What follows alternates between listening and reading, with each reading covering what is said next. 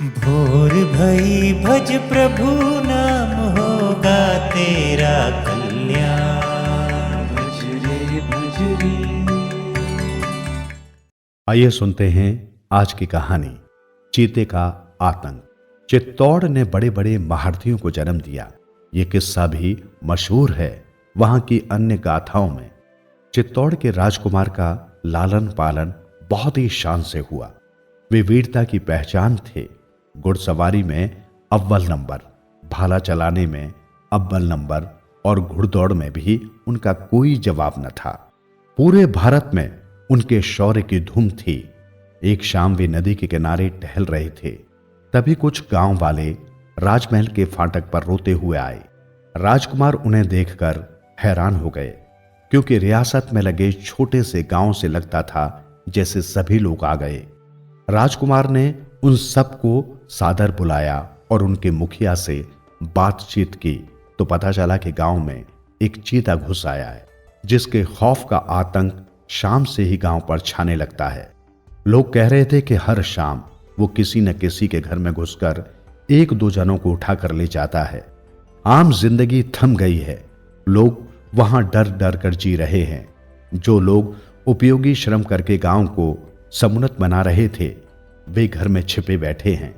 जरा सी आहट होती है, तेज हवाएं चलती हैं तो भी लोगों की सांस थम जाती है। उन्हें लगता है जैसे चीता ही हमला करने आ गया।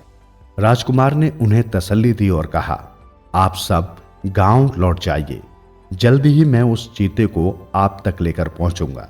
गांव वाले डर गए। नहीं हुजूर, नहीं, हमारे पास नहीं लाइएगा, हम तो वैसे ही डरे हुए हैं। राजकुमार हंसकर बोला, अरे अरे, तुम डरो नहीं, चिंता की कोई बात नहीं है, चीता लाऊंगा, मगर मरा हुआ। गांव वाले अपने गांव लौट गए। अगले दिन राजकुमार सुबह सुबह घोड़ा दौड़ाते हुए जा रहे थे कि उन्हें प्यास लगी। वे एक नदी के किनारे रुककर पानी पीने लगे। तभी क्या देखते हैं कि एक चीता झाड़ियों में गुर्रा रहा है। राजकुमार ने घोड़ा उसके पीछे दौड़ाया और एक तीर उसकी तरफ चला दिया।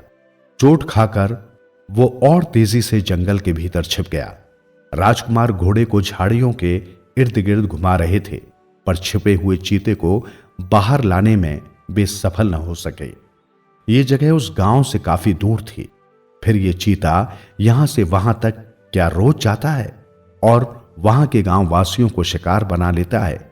अभी राजकुमार ये सोच ही रहे थे कि उन्होंने देखा एक बेहद सुंदर किसान की लड़की ये दृश्य देख रही थी। वो हंसकर बोली, महाशय, आपको नहीं समझ आ रहा कि घोड़ा दौड़ाने से चीता हाथ नहीं आएगा। ऊपर से इस तरह घोड़ा दौड़ाने से मेरे खेत भी खराब हो रहे हैं। आप उधर पेड़ के नीचे थोड़ी देर बैठिए, मैं चीते को मार कर ले आती हूं। राजकुमार हैरान होकर लड़की का चेहरा देखता रहा और वो एक मोटा डंडा लेकर झाड़ियों में घुस गई। राजकुमार ने देखा कि वो चीते के साथ मल्ल युद्ध कर रही है। कुछ ही देर में वो चीते को घसीटकर बाहर ले आई और बोली, ये लो, इसी के लिए परेशान हो रहे थे।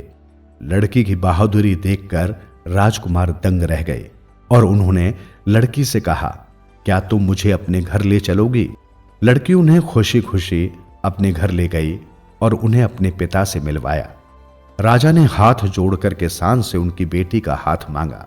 किसान ने सहर्ष अपनी बेटी का विवाह राजकुमार के साथ करा के उन्हें विदा किया। गांव वालों के पास ये दोनों जब चीते को लेकर पहुंचे तो वहां चारों तरफ खुशियां बिखर गईं। सभी गांव वालों ने दोनों पर फूलों की बारिश की। कहते हैं माता के अनुरूप ही संतान का निर्माण होता है। यही लड़की वीर योद्धा हमीर की मां थी। जीवन सुधरेगा, प्राणी होगा तेरा उद्धार, मन के द्वार खुले